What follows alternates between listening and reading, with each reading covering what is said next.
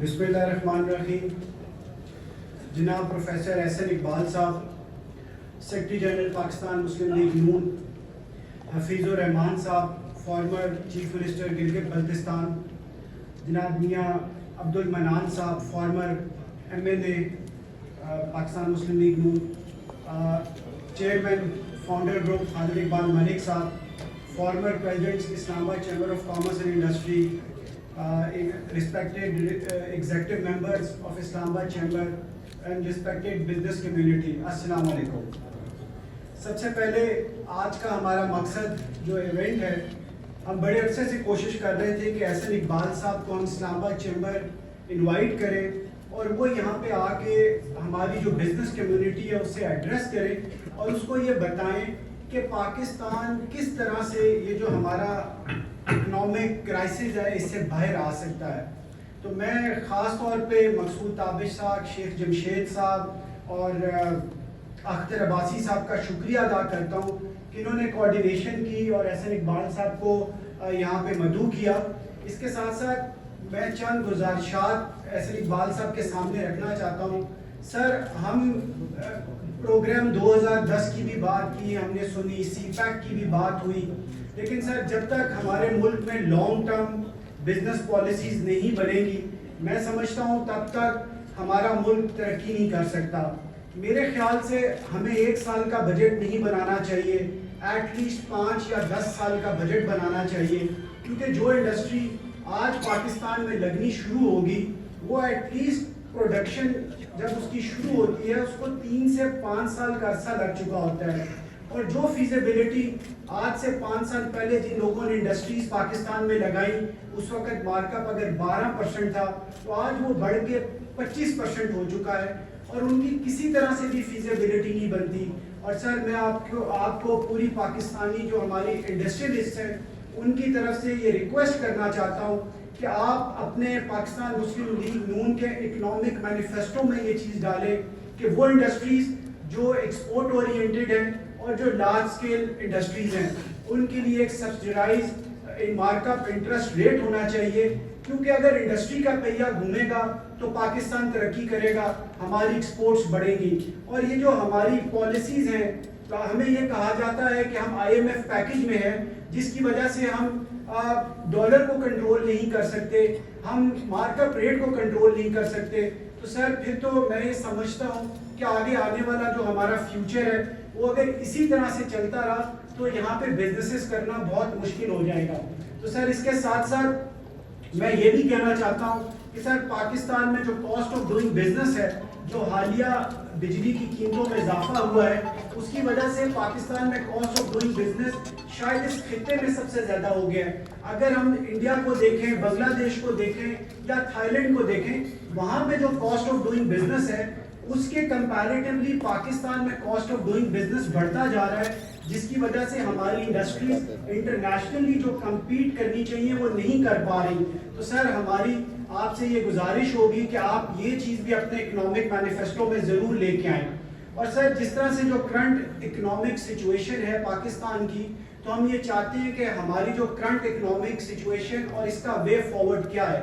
تو اس کے اوپر سر آپ ضرور اظہار خیال کریں اور ہمیں بتائیں کہ ہم شارٹ ٹرم میں اور لانگ ٹرم میں ان مسائل سے کیسے نکل سکتے ہیں اور آخر کب تک پاکستان دنیا سے آئسولیٹ ہو کے رہ سکتا ہے. سر ایک طرف ہمارے ہندوستان ہے، دوسری طرف افغانستان ہے، اور افغانستان کے ساتھ بھی ہماری ٹریڈ کے جو حالات تھے، اور سر ایران کے ساتھ جو Iran Pakistan gas pipeline کا منصوبہ ہے وہ اتنے عرصے سے تعطل کا شکار ہے. اور اب ایران اس کے بعد چائنا، سر چائنا کے ساتھ ہمارا جو سی پیک کا منصوبہ ہے، ہم یہ سنتے تھے کہ سر وہ بڑی تیزی سے تکمیل کی طرف بڑھ رہا ہے، لیکن اب اگر ہم دیکھتے ہیں تو ہمیں یہ نظر آتا ہے کہ ML1 جو میں سمجھتا ہوں کہ بہت ضروری منصوبہ تھا سی پیک کے ایک منصوبوں میں سے، سر وہ سٹارٹ نہیں ہو سکا. اور اس طرح کے اور بہت سارے منصوبے ہیں. سر ہمیں چاہیے یہ کہ ہم چائنیز جو انڈسٹریز ہیں ان کو انکریج کریں کہ وہ پاکستان آئیں اور یہاں پہ اپنا انڈسٹریل سیٹ اپ لگائیں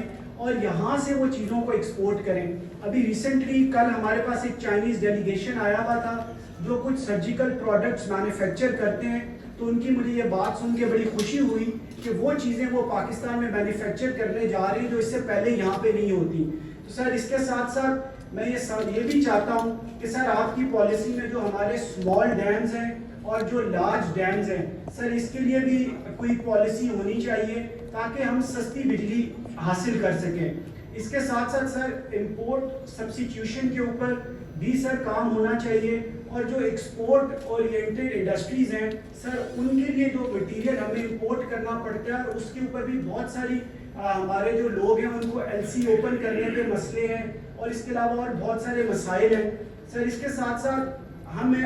ہمیشہ یہ کہتے ہیں, ابھی میں آپ کے ساتھ چلتا ہوا آ رہا تھا تو آپ یہی کہہ رہے تھے کہ ہمارا جو کسان ہے وہ بہت خوشحال ہے, لیکن سر اس کے باوجود ہمیں 5 سے 7 بلین ڈالر کی زرعی اجناس امپورٹ کرنی پڑتی ہیں. تو سر ہم کیسا زرعی ملک ہے جس کو 5 سے 7 بلین ڈالر کی زرعی اجناس ہر سال امپورٹ کرنی پڑتی ہیں. تو سر میں یہ سمجھتا ہوں کہ جس طرح سے ابھی SIFC بنی ہے اور پاکستان آرمی بھی انٹرسٹ لے رہی ہے کہ ہماری وہ لینڈز جو بنجر پڑی ہوئی ہیں ان کو آباد کیا جائے تاکہ پاکستان کی جو پر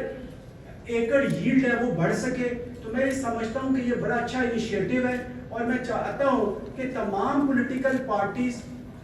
اسی طریقے سے آئیں اور اپنا اکنامک مینیفیسٹو بھی دیں. اور سر ہم بڑے عرصے سے اس چیز کے لیے آواز اٹھا رہے ہیں کہ تمام پولیٹیکل پارٹیز ایک چارٹر آف اکانومی کے اوپر متفق ہو جائیں, لیکن سر انفارچونیٹلی لاسٹ ٹائم جب ہم نے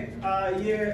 کیا تھا تو اس پہ آپ بھی تشریف لائے, تمام دیگر پارٹیز تشریف لائی, ایک پارٹی نے اس کا بائیکاٹ کیا تھا. لیکن سر ہم یہ چاہتے ہیں کہ پاکستان کے مفاد میں ایٹ لیسٹ تمام پولیٹیکل پارٹیز کو ایک پلیٹ فارم پہ بیٹھنا چاہیے اور جو ہماری لانگ ٹرم بزنس پالیسی ہے اس کے اوپر ایگری کرنا چاہیے. ادروائز سر ہماری آبادی تقریباً 25 کروڑ ہو چکی ہے اور ہمیں آزاد ہوئے 76 ایئرز ہو گئے ہیں, اور اگر ابھی بھی as a Pakistani, as a politicians, as a business man, as a bureaucrat ہم نے اپنی ذمہ داریوں کو نہ سمجھا تو پھر بہت دیر ہو جائے گی. سر اس کے ساتھ ساتھ سر میں یہ سمجھتا ہوں کہ جو ہماری ریجنل ٹریڈ ہے پاکستان, ایران, ٹرکی اور افغانستان, سر ہمیں ضرورت اس چیز کی ہے کہ ہم اس کو بھی ایک نیا بلاک بنائیں, اور سر اس کے اندر ہم روڈ کیا ایک کنیکٹیوٹی کریٹ کریں, ایئر لائنس کی کنیکٹیوٹی کریٹ کریں, کیونکہ میں یہ سمجھتا ہوں کہ جن ممالک نے بھی اپنی ٹریڈ کو انکریز کیا انہوں نے ریجنل ٹریڈ سے سر اس کو انکریز کیا. یورپی یونین کی ایگزامپل, آسیان کی ایگزامپل ہمارے سامنے ہے. تو سر ہم نے ECO بنائی تھی جس میں پاکستان, ایران اور ٹرکی تھا. میں سمجھتا ہوں کہ اگر اس کو ایک نئے سرے سے دوبارہ سے دیکھا جائے اور اس میں افغانستان کو بھی شامل کیا جائے اور اس کو ایک فری ٹریڈ زون بنایا جائے جس میں فریلی گڈس ٹرانسپورٹ ہوں, پاکستان سے افغانستان جائیں, افغانستان سے پاکستان جائیں. آج بھی تقریباً 400 سے 500 کنٹینر ڈیلی کا ہم لوگ افغانستان سے امپورٹ کر رہے ہیں, اور وہ کیا ہے سر, فروٹ اور ویجیٹیبلز. تو سر اس کے ساتھ ساتھ ہمارا ایک یہ بھی ہے کہ بلوچستان جو ہے وہ پاکستان کا فیوچر ہے, اور بلوچستان میں وہ کمپنیز جو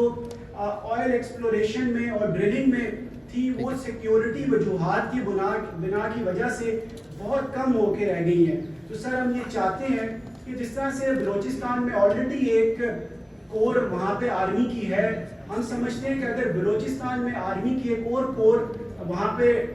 لگائی جائے تو اس سے شاید لا اینڈ آرڈر اور سیکیورٹی کی سچویشن بہتر ہو جائے گی. اس کے ساتھ ساتھ سر گوادر پورٹ ہم کافی عرصے سے سن رہے تھے کہ یہ گیم چینجر ہوگا پاکستان کا, لیکن سر ہم گوادر کے ساتھ جو ایران کی بندرگاہ ہے بندر عباس, سر وہ آپریشنل بھی ہے, وہاں پہ سب چیزیں ہو رہی ہیں, لیکن انفارچونیٹلی ہمیں یہ سمجھ نہیں آتی کہ گوادر کے ساتھ ہم تو یہ سمجھتے تھے کہ جب گوادر آپریشنل ہوگی تو پاکستان کی شاید تقدیر بدل جائے گی, لیکن وہ پورٹ بھی بن چکی ہے لیکن وہاں سے ابھی تک ٹریڈ سٹارٹ نہیں ہو رہی. تو سر آپ اس کے اوپر بھی روشنی ڈالیں کہ ایسی کیا وجوہات ہیں, کن سرکمسٹانسز میں ہماری گورنمنٹ کی پالیسیز پھنس چکی ہیں کہ ہم ابھی تک گوادر جو ہمیں انٹرنیشنلی کنیکٹ کرتی ہے ہم اس میں اتنا پیچھے رہ گئے ہیں. اس کے ساتھ ساتھ سر میں یہاں پہ آپ سے ریکویسٹ کرنا چاہتا ہوں, یہ ہمارا آڈیٹوریم ہے, ہم چاہتے ہیں کہ جب میاں نواز شریف صاحب پاکستان واپس تشریف لائیں تو وہ یہاں پہ تشریف لائیں اور مس مریم نواز صاحبہ بھی یہاں پہ آئیں, اور جو بزنس کمیونٹی ہے اس کو پاکستان مسلم لیگ نون کا جو اکنامک مینیفیسٹو ہے اسے بزنس کمیونٹی کو آگاہ کریں. اور سر میں یہاں پہ یہ بھی کہنا چاہتا ہوں کہ لاسٹ جب پی ڈی ایم کی گورنمنٹ تھی تو پاکستان ہمیں یہ سننے کو آ رہا تھا شاید بینک کرپٹ ہو جائے گا, لیکن میں پی ڈی ایم کی گورنمنٹ کو یہ کریڈٹ ضرور دیتا ہوں کہ جس طرح میاں شہباز شریف صاحب نے آخری دنوں میں $3 بلین کی آئی ایم ایف کے ساتھ ڈیل کی اور پاکستان کے اوپر جس طرح کے بینک کرپٹ ہونے کے بادل تقریباً آئے ہوئے تھے تو وہ دور ہو گئے. تو میں یہ سمجھتا ہوں کہ آپ کی گورنمنٹ نے سر پچھلے جو 14 ماہ حکومت کی اس میں بہت سارے ایسے ٹف ڈیسیجنز لیے جس کی وجہ سے ہم آپ کو اپریشیٹ کرتے ہیں. لیکن سر ہمیں آپ کے ساتھ بھی کافی دفعہ میٹنگز ہوئی, ہماری ڈار صاحب کے ساتھ بھی میٹنگز ہوتی تھیں اور ہم یہ سنتے تھے کہ 2017 یا 18 میں پاکستان G20 میں شامل ہونے جا رہا تھا اور دنیا کی 22ویں یا 24ویں بڑی اکانومی بن گیا تھا. تو سر آخر ایسا کیا ہوا؟ سر جو بھی پالیسیز ہونی چاہیے وہ سسٹینیبل ہونی چاہیے, کسی گورنمنٹ کے آنے یا جانے سے اس کو فرق نہیں پڑنا چاہیے. تو سر آپ ایک ویژنری لیڈر ہیں, تو میں یہ چاہتا ہوں کہ آپ اپنی پارٹی میں ایسی پالیسیز بنائیں جو سسٹینیبل ہوں, چاہے حکومت میں کوئی بھی آئے کوئی بھی جائے تو اس سے یہ فرق نہیں پڑنا چاہیے. اور آخر میں انہی الفاظ کے ساتھ میں تمام جو مہمان آج یہاں پہ تشریف لائے ہیں آپ سب کا شکریہ ادا کرتا ہوں کہ آپ اپنے قیمتی وقت میں سے یہاں ٹائم نکال کے آئے. بہت بہت شکریہ جناب حسن ظفر بختیاری صاحب.